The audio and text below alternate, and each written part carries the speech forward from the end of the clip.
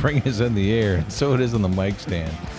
Hey, Jeepers, welcome to the 200th episode of On the Trail with Kevin and Scott. I am Scott, the slapstick parts guy, on a continual mission to try and basically derail this man's poor train of thought. But this time, actually, I think it was a little helpy. A little helpful. I actually used words this time, and Kevin and I are actually sitting in one place today. Yay. Happy January 1st. I hope everyone had a safe and happy holiday season. Mm-hmm. I'm Kevin, in case you guys didn't know. I'm the engineer. Basically, the tech guy, reads instructions, uses tools, right? Usually, most of the time, follow the directions. And important thing is, if I deviate from the directions, I know I'm responsible. Yes. Well, as well as I got a frog in my throat, probably from lunch. I don't know why. You sounded fine. Read it. Yeah, you sounded fine till, of course, I hit record. Then all of a sudden, it just goes absolutely star-graving boobats. Well, this is true. Speaking of reading instructions, we're going to jump right into a subject because if you were ever to read instructions on anything, this is a good way to start, I guess you could say, because actually, I think it's a better way to stop. Well, that's hammer time. No, great. Now you owe money. But a lot of times people look at the web forums, and again, we have usually the first thing we do when we buy our Jeep is we put bigger lifts and tires and armor and weight and all this. And while Kevin and I talked about it a little bit, a lot of times, he recently had a little adventure with with the stopping power of a Jeep. Yep. And we teased it a little bit. But again, it's one of those kind of things where, how deep can this rabbit hole go?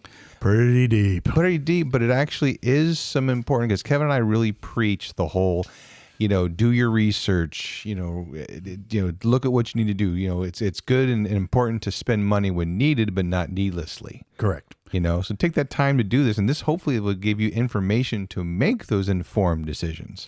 Well, and just like that intro kind of ran on a little bit, so does your Jeep if your brakes aren't up to stuff. Yeah. And what we're going to do is a little bit of a discussion over your Jeep's braking system and why some of the more popular mods don't yield results the way you expect them to. Hint, hint, nudge, nudge. And as he said, I had an issue helping a friend who just asked for help to do something, right? Specifically replace the brake master cylinder and booster on his Jeep. And you may recall last summer, I had to do the same thing on mine, but that was simply due to the fact that mine was worn out. And I replaced in kind. In other words, I used the correct part numbers and that stuff. But my friend wanted to put a larger master cylinder. And I'm going to use quotes, if you heard them in my voice there, on the larger, because it wasn't physically larger per se, but he thought it was going to give better braking.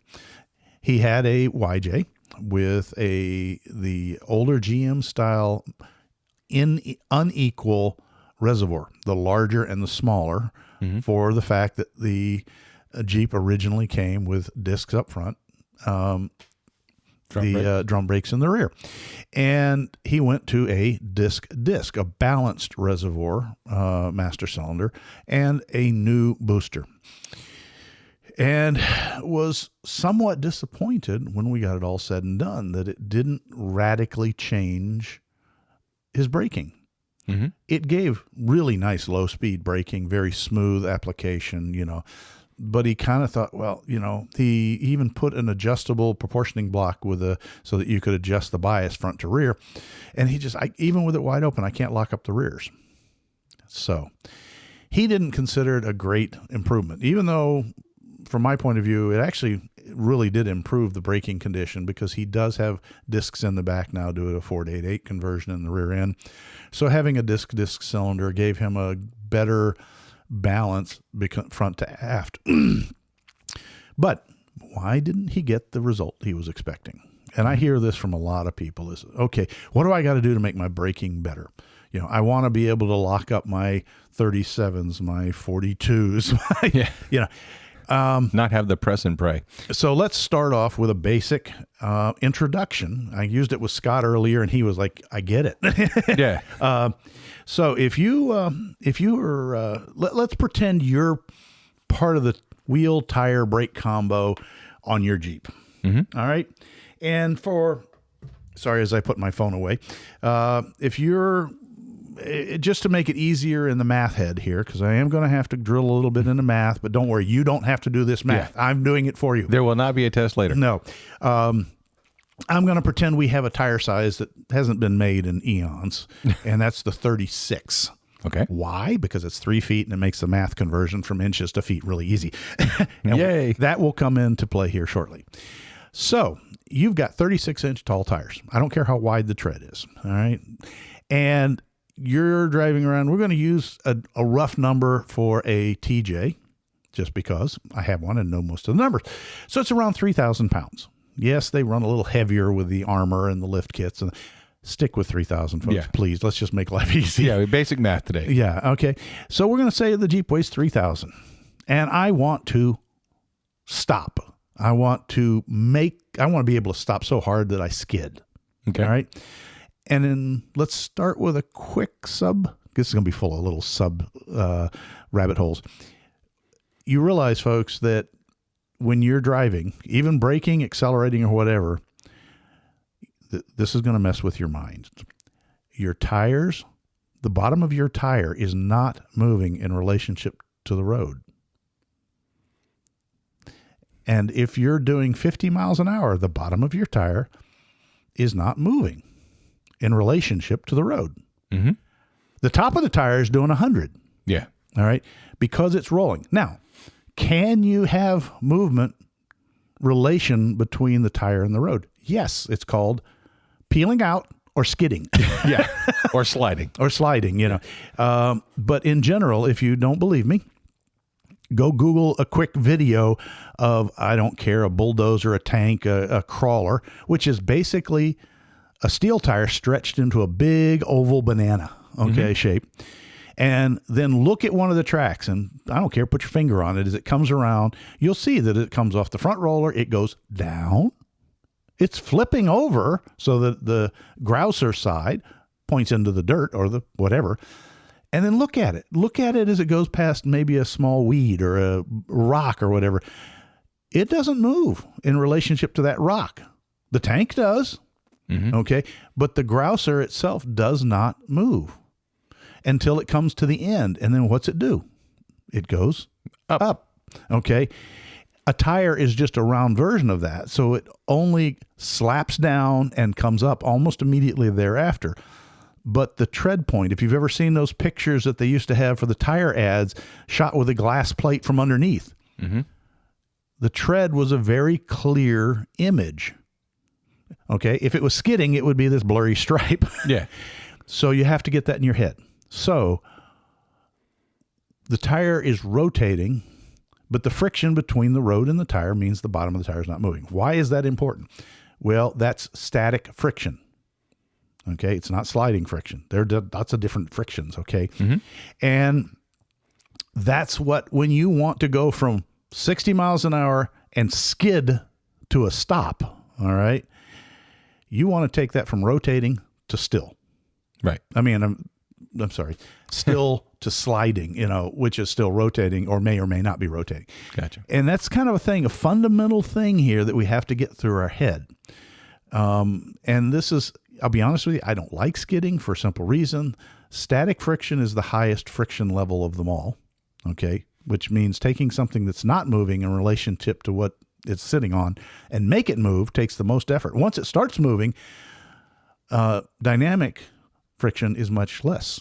So once you start to skid, it's much easier to slide further. Okay. Yeah. That's why that's why ABS came into invention, was don't let the tire slide. Mm-hmm. Okay. You want to, for the hardest braking, the shortest stop you can get, you want to have that tire right at the point that it's still turning. Okay. But you're just about to break free. Mm-hmm. All right. Why does that play in here? All right. Let's start off with our 3,000 pound Jeep. Now, for those of you that don't know, probably 60 to 80% of your braking force is traditionally done by the front tires, particularly on a short couple like a TJ. It's probably closer to 80. So we're going to go with 80. So 3,000. What's 80% of 3,000?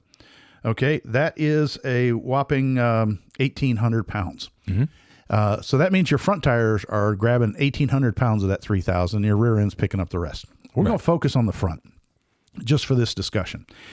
Now, you got two tires, right? Mm-hmm. Okay, so each Hopefully. one's... Yeah, hopefully. Let's not make this math any complicated than it is.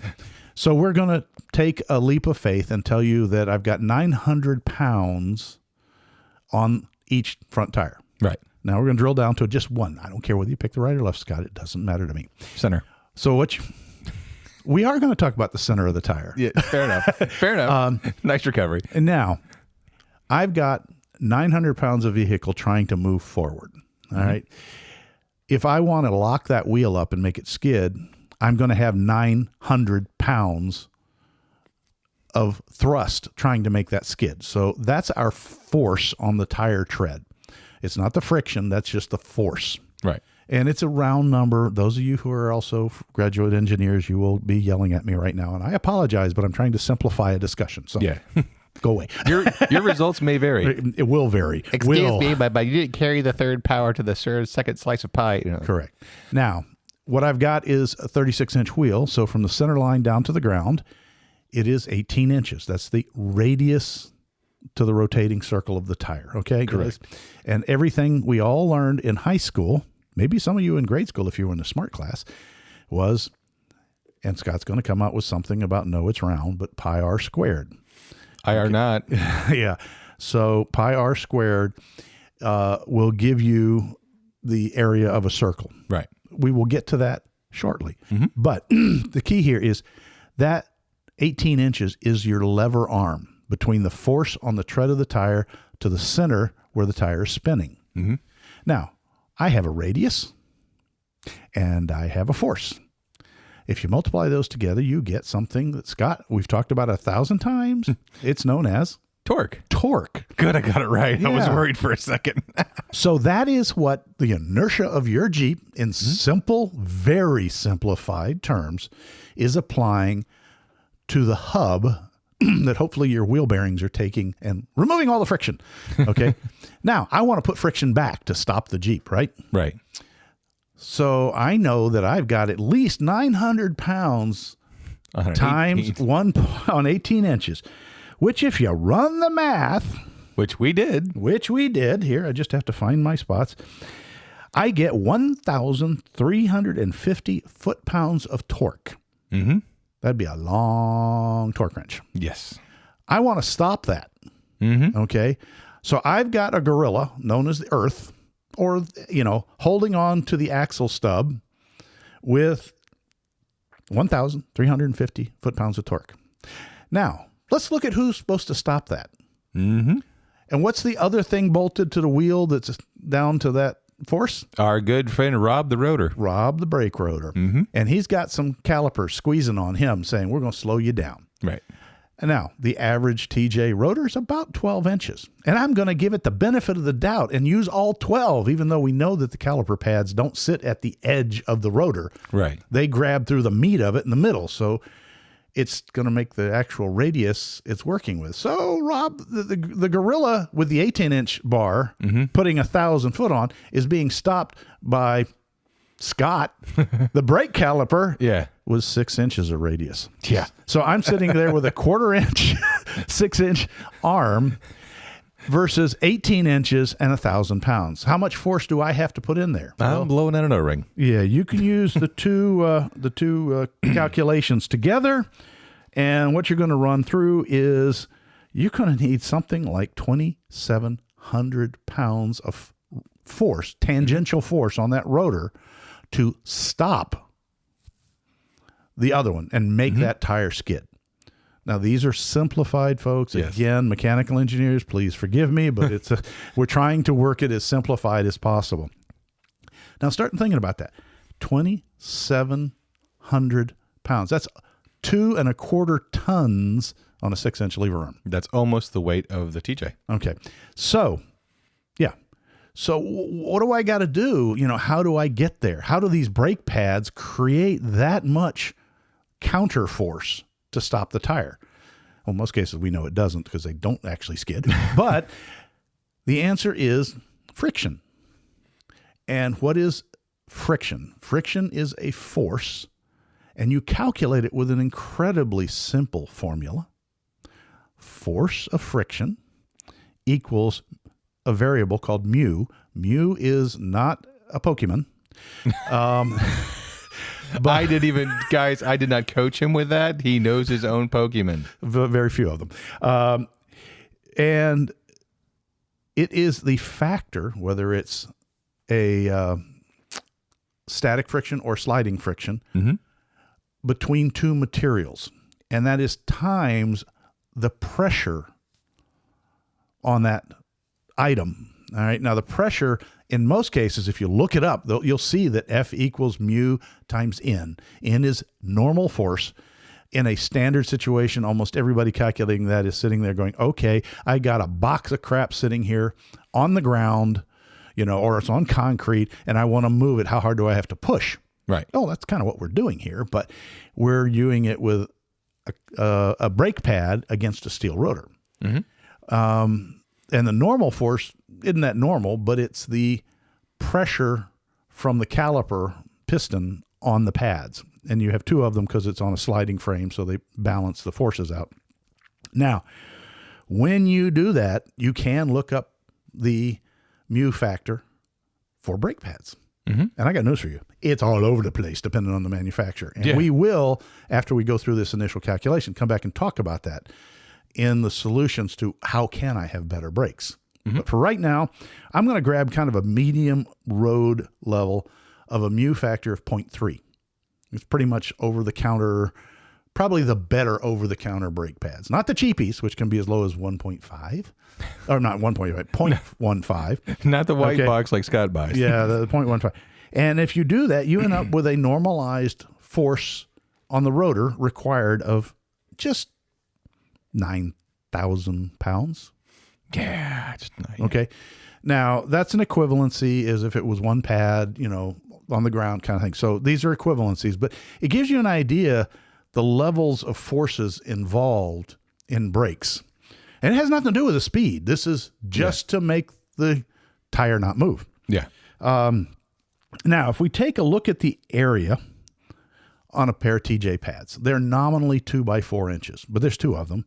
So if you do the 2x4 is 8, and then two of them is 16. So you got 16 square inches, not square feet, square inches. Oh, yeah.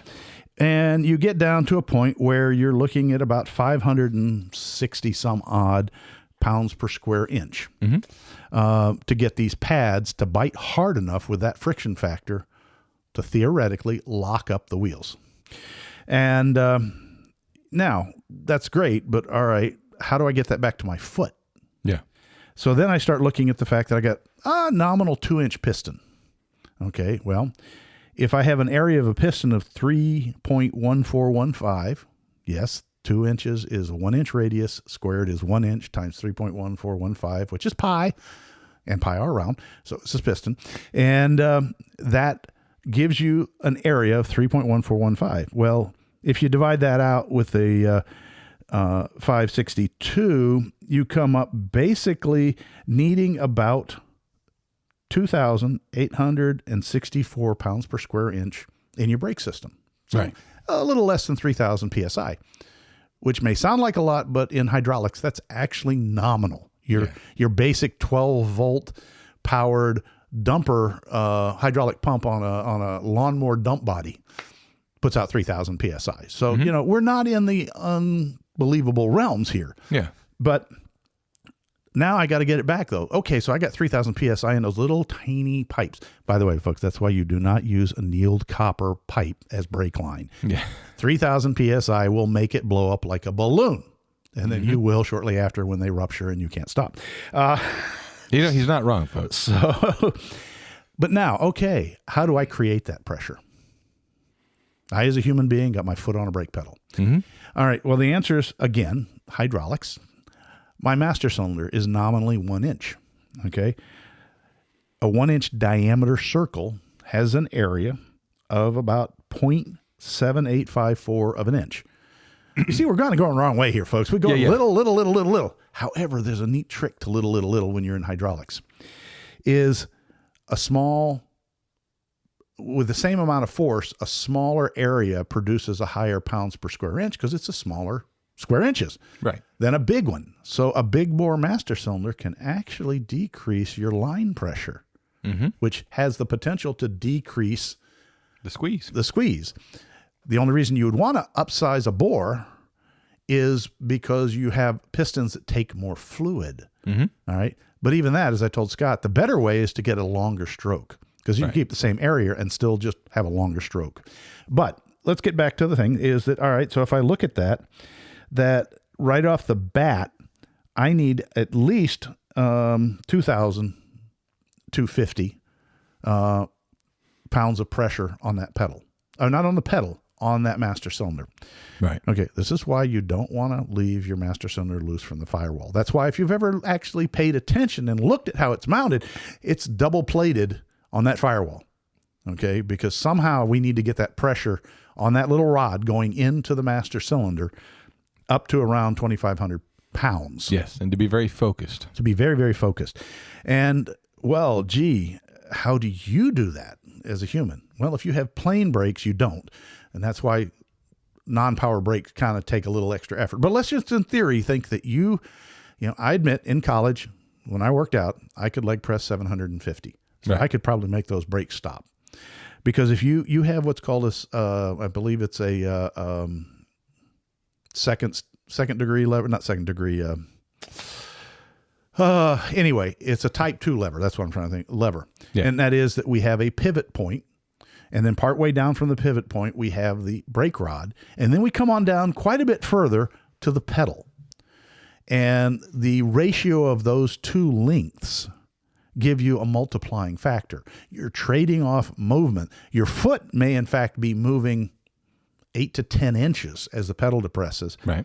But the rod is only moving 1/4 of that, but 4 times the force. Mm-hmm. So you take that force required of 2,250, and it becomes about 562 pounds of leg force on that pedal. That's still very, very, very hard. But that would be completely stock brakes, or not stock, but non-power brakes. Yeah. So here comes the secret weapon. As cars got heavier and faster and we wanted to increase it, we came up with a vacuum booster. Mm-hmm. All right. Now, again, these are simplified numbers, so please don't freak out. Let's just say you've got a booster that's 12 inches in diameter. I don't know if you know how a booster works. Scott, I know you do in the parts world. Actually, I don't. You really don't? I really don't. Okay, it's kind of simple. It's got a little diaphragm valve that as you start to move, it opens an air valve on one side of the diaphragm, the engine side, not the firewall side. And as you notice, when you put in a brake booster, there's a big old fat hose that goes over to your intake manifold. Yes. Okay. And of course, that is not full of something. That's empty of something, or not completely empty, but very less of air. Yeah. So when you start to press the brake, and the harder you press it, the more it opens this little valve assembly. It's just a flapper valve kind of thing. And it lets the engine vacuum suck the air out of the engine side of the diaphragm. Okay. And therefore sucking the diaphragm forward in the direction you're pressing the pedal. Okay. Okay. And that provides an additional boost on the master cylinder pin. Okay. That's driving the thing. So just to give you an idea, not that you can go all the way to basics, but if you got most of the time engine vacuums listed in inches of mercury, and we'll convert that for you. 1 PSI is equal to 2.036 inches of mercury. So when you hear people say, oh, I got great vacuum, I've got, let's say, 20 inches of mercury. That's the suction power that's coming in there. Right. Now, if you take 20 inches and convert it to PSIG, that's about 114 pounds per square inch of air vacuum, which is pretty huge. Now, if you pulled it all, the engine would stall, which then you'd lose your power brakes. But let's just stick with that number, okay? Right. And yes, I know that's an extreme, but we're sticking with that. Again, round numbers. Round numbers. So if you take that, and why are my pages sticking together? Sorry, I was eating Twizzlers over there. I'm assuming they're sticking together. I thought I wrote that down, didn't I? Oh, well. Or did I have them not stick together, and did I do it? Anyhow, I'm trying not to do the math in front of you guys. I'm sorry. But so with that booster area, you can, I'm sorry, the 20 inches gives you 40 PSI. And then if you take your area measurements and, which gives you, you get 113 PSIG, and your booster area is, why did you let me lose that, Scott? I'm going to edit some of this out. That's fine. No, it's fine. Okay. Theoretically, in a perfect world, if you stalled the engine, you could pull over 4,500 pounds of pressure on the diaphragm alone. Now, understand, we are not pulling 40 inches of mercury here, or 40 PSI. We're not pulling 20. If we're pulling 10, okay, we'd have 20 PSI, which could add 2,000 pounds. Remember, we only need 560 to lock up the brakes. Yeah. So we're not really pulling full manifold vacuum. There's a lot of potential there. But there's a lot of potential for helping you with the brakes. Yeah. This is why, again, we talk about it because we just recently had one of these in the shop where if you'd want to do a diesel conversion, you would have to go to like a hydro boost or a vacuum or like a vacuum pump. For that very reason. This is how critical the booster system can be. Now, I have taken all of these numbers and pretty much pushed them to the extremes. So if you do reasonable calculations, you'll find it much more balanced over that. If you're old enough to remember what we called marshmallow brakes, which were power brakes that were so potent that you could just kind of lay a toe on it. The pictures in the ads were the very fashionable young lady, but in a business suit kind of a thing with a long heel sitting on the floor and just touching the brakes with her toe, bringing a 6,000-pound luxury beast to a stop. Okay, they might be running that much boost on it. The rest of us would be sucking on the steering wheel or the windshield at those kind of boost levels. Well, they had actually Disney, when they had the one on cars, Goofy? Yeah, well, no, it wasn't Goofy, but it was like the businessman. He goes, this car has the new toe tip hydraulic brakes, and he just touches it, and he goes he gets slammed, and he cuts the car in half, and he's standing there with the steering wheel going, whoa, what just happened? Yeah, that's the kind of power that exists in this system. Yeah. But in truth, the amount of vacuum boost is much smaller. There are some losses and some things like that bring it down to reasonable. But the idea is so that you should be in the 150 pounds or less of leg strength needed to slow the car. Yeah. Now, we were using the extreme. I want to make the wheels stop turning immediately. Yeah. Which we all know is skidding. It's very hard, which is a good thing, to have the front wheels skid. Can happen, particularly if you lower the friction factor of the tire to the pavement with things like rain, snow, dirt, bald tires.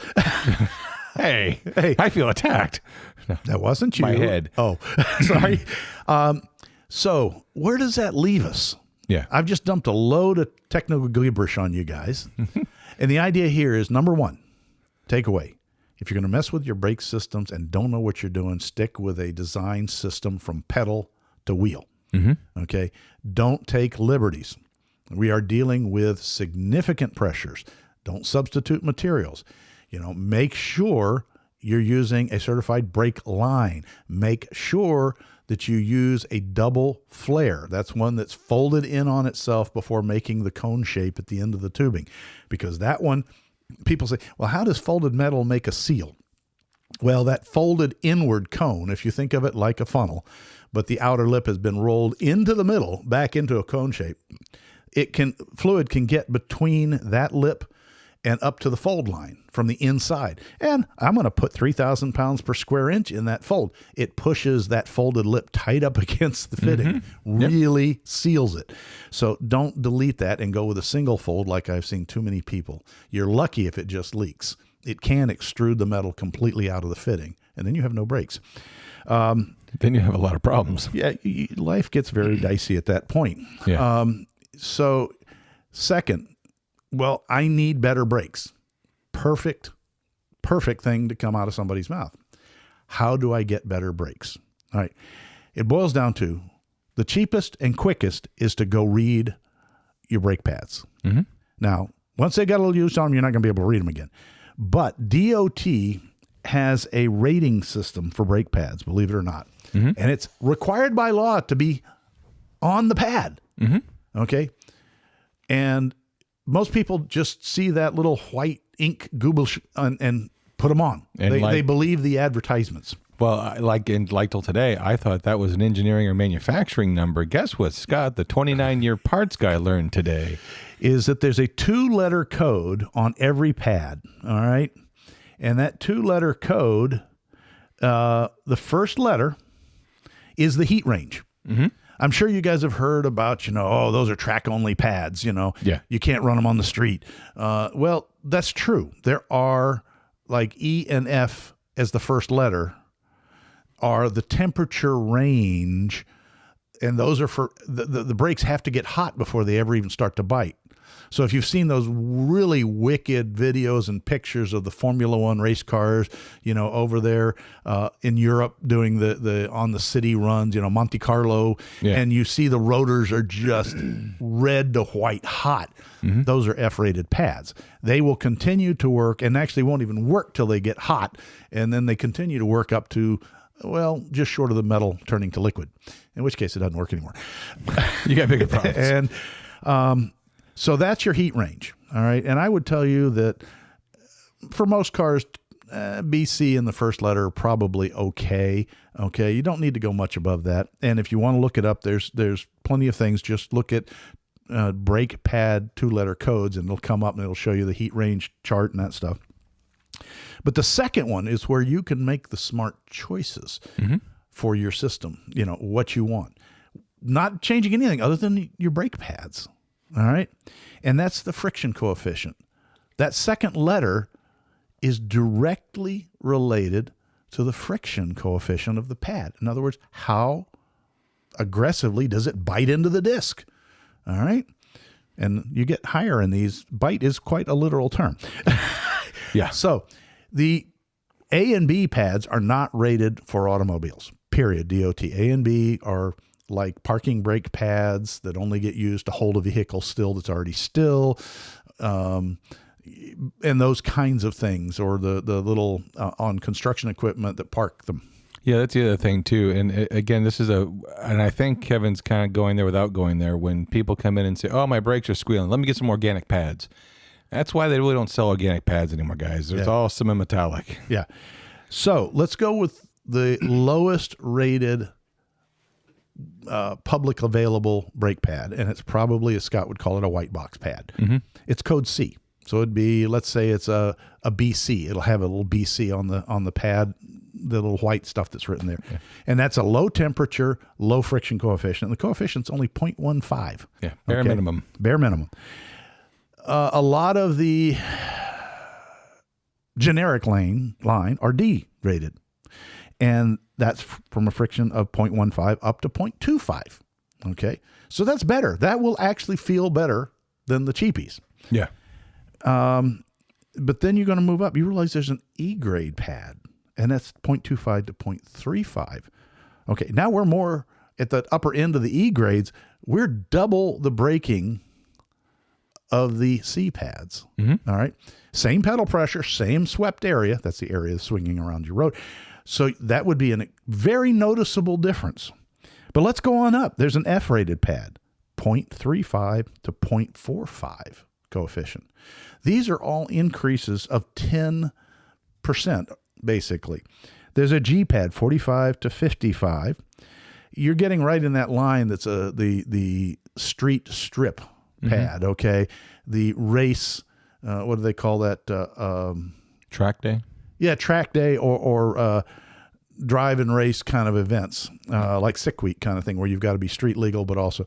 Gotcha. And then you can get up into the H rateds, which are pretty much track only, but they are in excess of 0.55.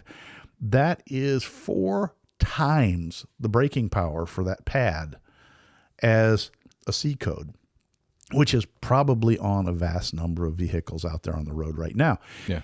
So number one thing that you can do is look and understand your brake pads and what you're buying. Okay. I have tried to look up my Black Magics. I know that they're probably in the F range or better, okay? Because the difference when I had Black Magic pads on the TJ versus the stock pads, it was a world of difference. But you pay for that. Yeah. 2 ways. Number one, they're about $300 a set. Right. And cough. But they've lasted a long time, and they bind like crazy, even with 33s on mine. All right.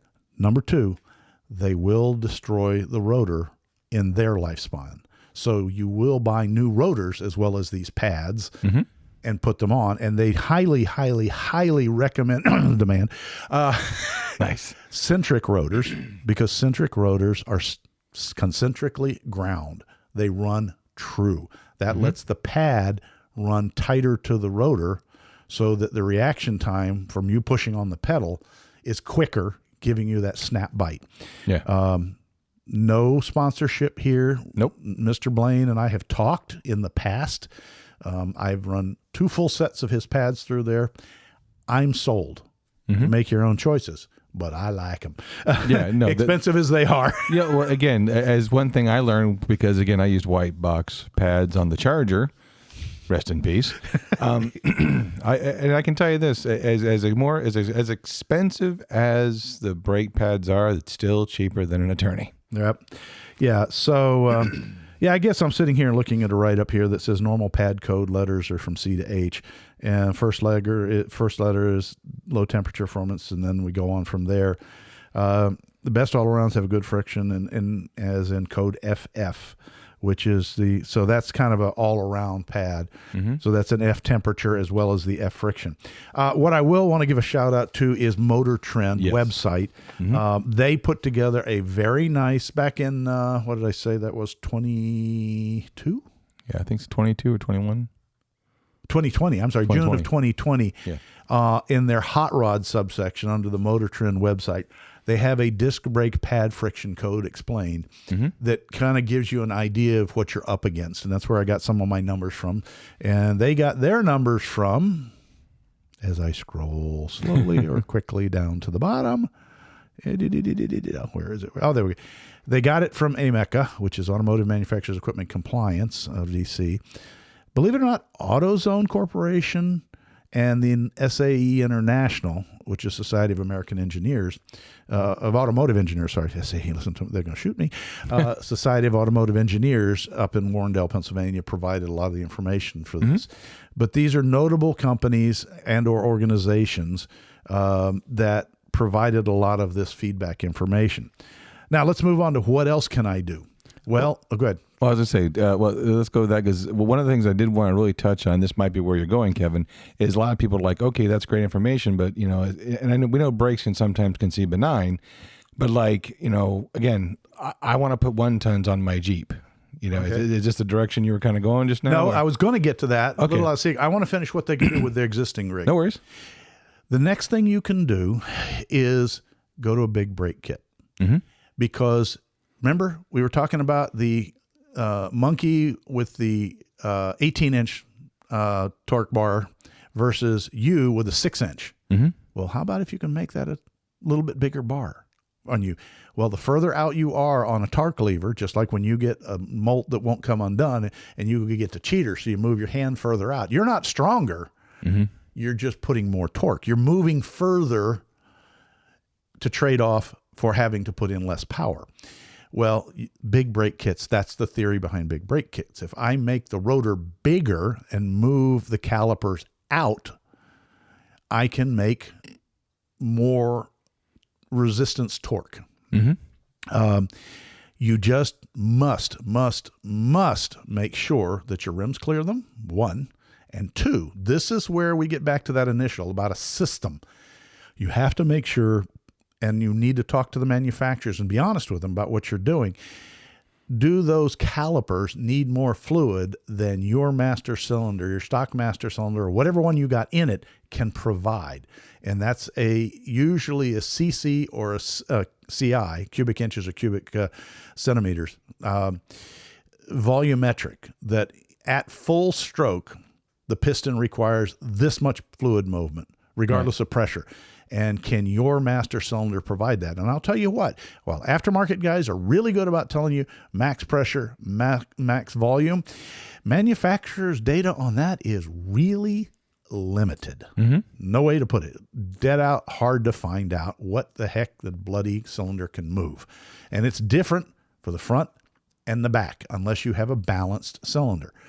Okay, this is master cylinder. So be careful with that, because what you don't want to do, although this usually happens during the test drive, is it seems to work okay at a low speed stop. But then you go to push the pedal hard and the pedal goes all the way to the floor and you never get full brakes because you ran out of fluid before the piston had pushed the pad solidly into the rotor. Right. That's a bad day. So this is one of those things about being smart. That's why I recommend that unless you're willing to sit there and do the research and dig up the info, et cetera, stick with a system. Okay. And because they've done those calculations for you and they will tell you that, okay, this big brake kit requires this master cylinder of this diameter, which creates your pressure, and stroke moves your volume.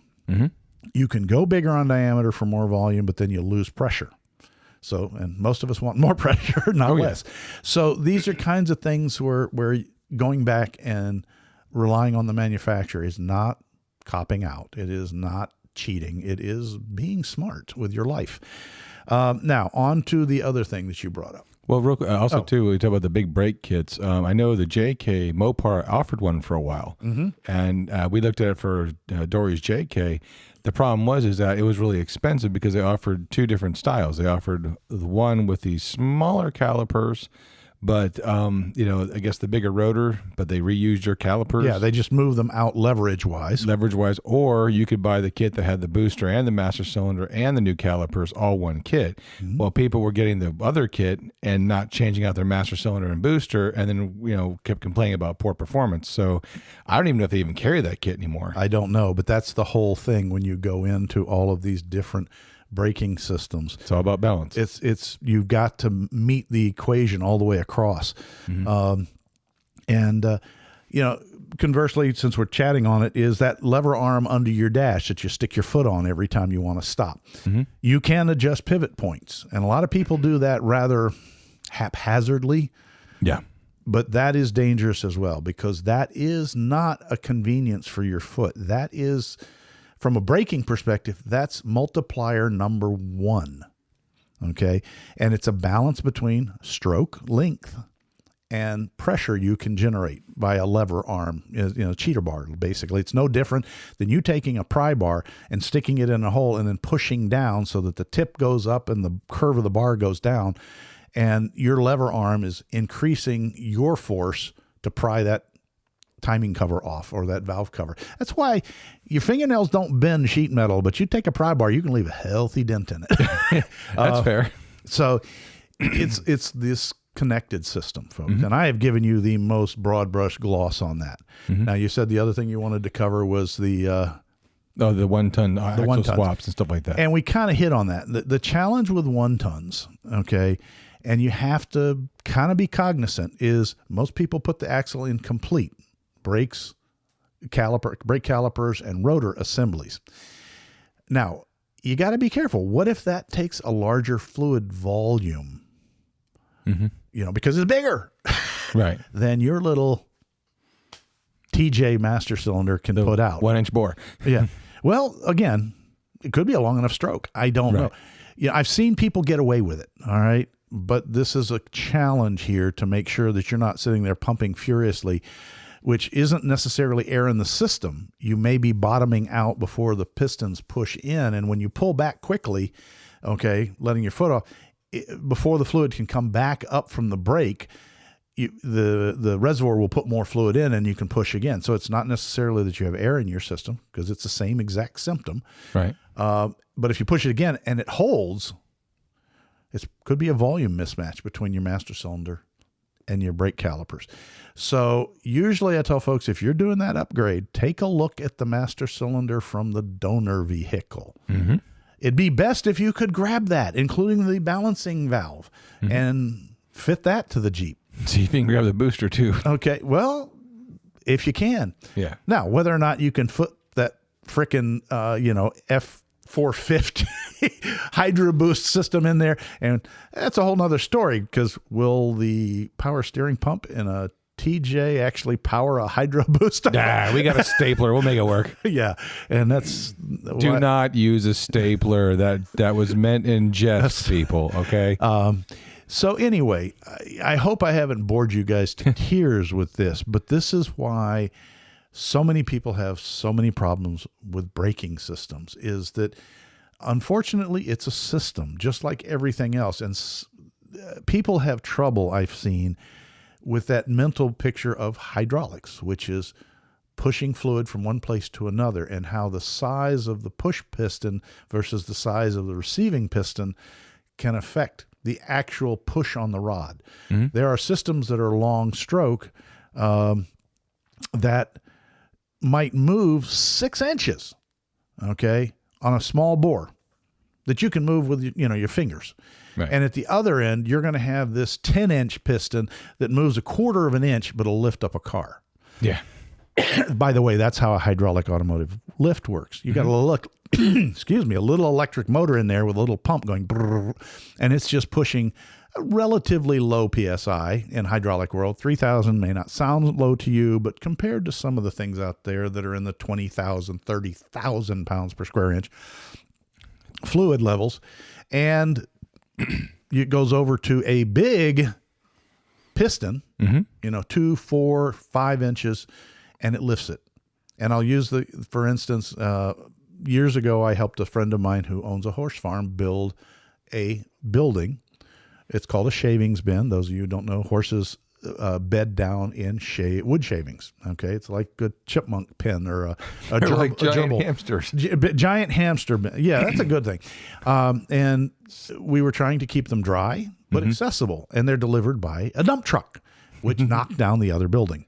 So how do we take care of that? Well, he's like, can I have a building that the entire front opens, and then we want to be able to dump a dump truck in without having to dump it outside and push it in with a dozer or a shovel.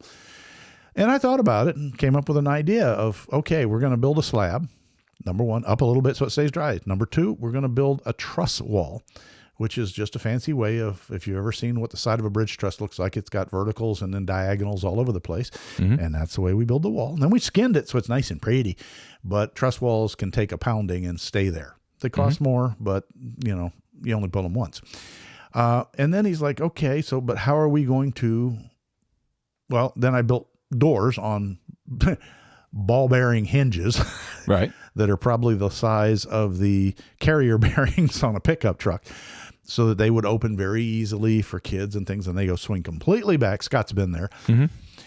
And then I didn't bolt the roof to the building.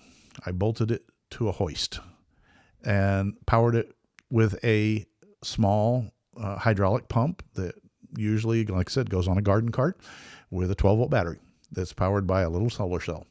And this little motor goes bzzz, and it runs into a 2-inch cylinder with an 18-inch stroke, and it lifts the roof entirely up like the lid of a pizza box. And the truck backs in, dumps the load, you hit the button, and bzzz, it comes down. And if there's a hurricane, you can hold the button down until you hear zzz, which tells you you've gone into bypass mode, and let go, and the ram is holding the roof on with 9,000 pounds of force off a car battery.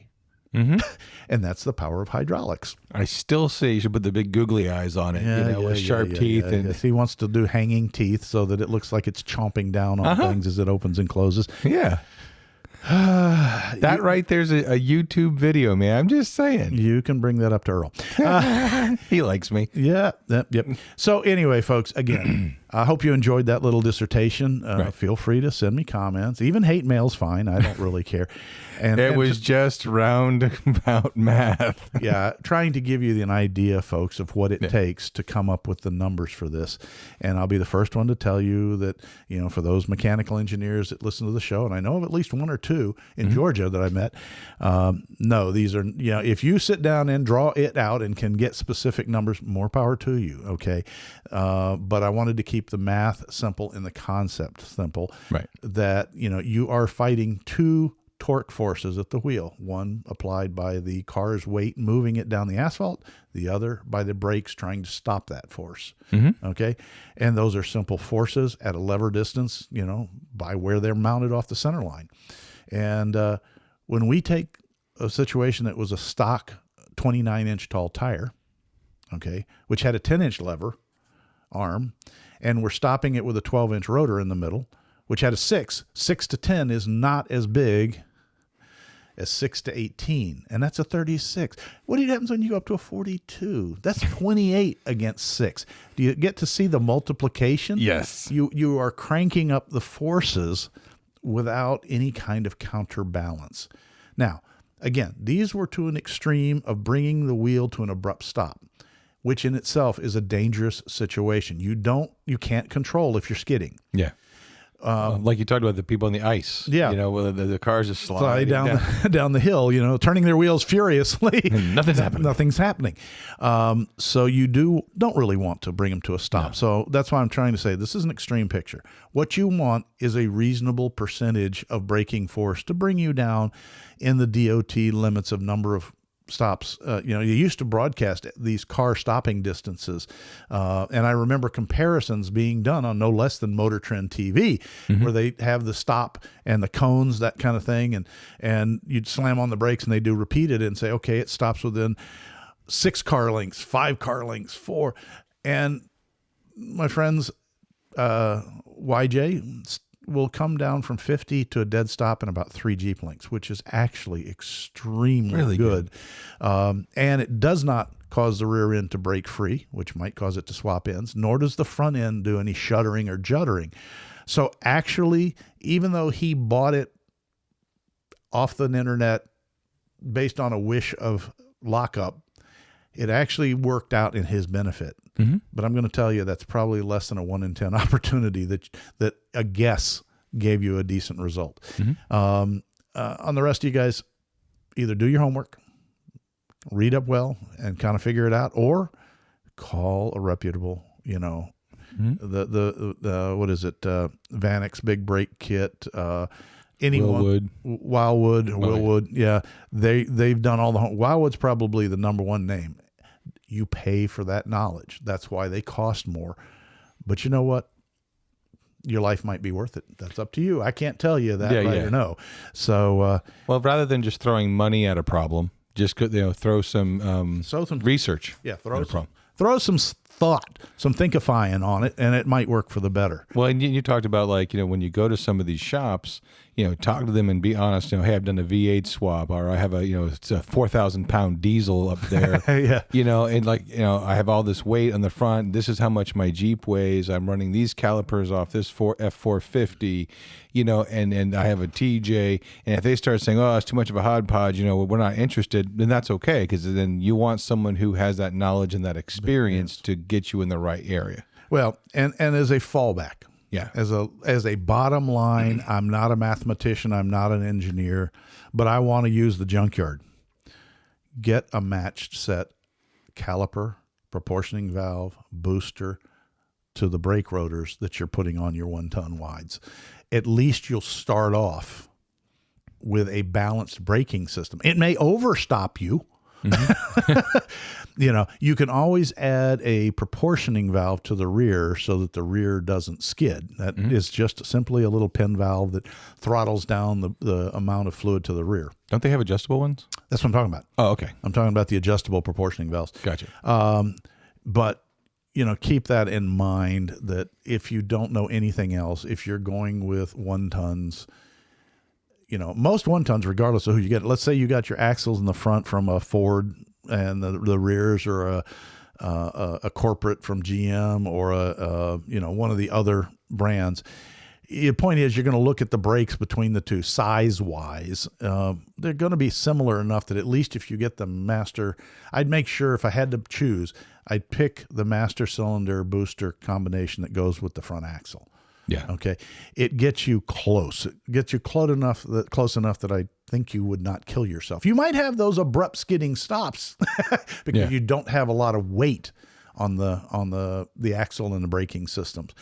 But you can train yourself not to brake so hard. It's better than having your foot go to the floor and not being able to stop because you're panicked and you're not pumping them up. So that would be a all else. Ideally, my recommendation is get a hold of somebody who knows their stuff, and can willing to do the math, or better yet, buy a system that's designed to upgrade the braking on your TJ, on your YJ, on your Gladiator, any of those. It is a little bit of a complicated math section, but not horrible, because most of the time, if you talk to the people you bought the brake system from, you can go, do you have a volume number for this caliper assembly? Do you have a nominal pressure rating to get the braking? And they'll come back with you, typically with a range. Right. Most of them are going to say, well, it varies. Yeah, I get it. It varies. But at least let me know if I'm within the plus or the minus. Yeah. Give me the window, Yeah, give me the window of opportunity. So I hope this is information that is useful to everybody out there. Or at least if not, it makes you think about what you're doing when you're modifying your Jeep. So anyway, if you like these kind of really deep dives into the tech, there's all kinds of other crazy stuff we can talk about. Absolutely. But, share it. But we thought it'd be a good one for a Show 200. God, that's just blows my mind. 207 years, I think. What's the math? 2016. 17, 18, 19, 20, 21, 22, 23, 24. That is 8 years, sir. 8 years. Yep. Wow. That is 8 years. 200 shows. 200 shows, 8 years, and still a neat vehicle to play with. Absolutely. Well, folks, I think it's time we lock some hub and put the Jeep in 4-low. What do you think, Kevin? Oh, I absolutely agree. It's time to go wheeling after that one. Oh, yeah. But remember to take nothing but pictures, memories, and your trash when you leave the trail, because we want to keep these trails open for our kids and their kids. All right. We'll see you later. Bye. Proceeding has been provided for entertainment only. Proper service and repair procedures are vital to the safe, reliable operation of all motor vehicles, as well as personal safety of those performing those repairs. Standard safety procedures and precaution, including the use of safety goggles and proper tools and equipment, should be followed at all times to eliminate the possibility of personal injury or improper service which could damage the vehicle or compromise its safety. What he said. Thanks a lot for listening, guys. You guys have a great day. Bye. This has been a Bent Axle Media production.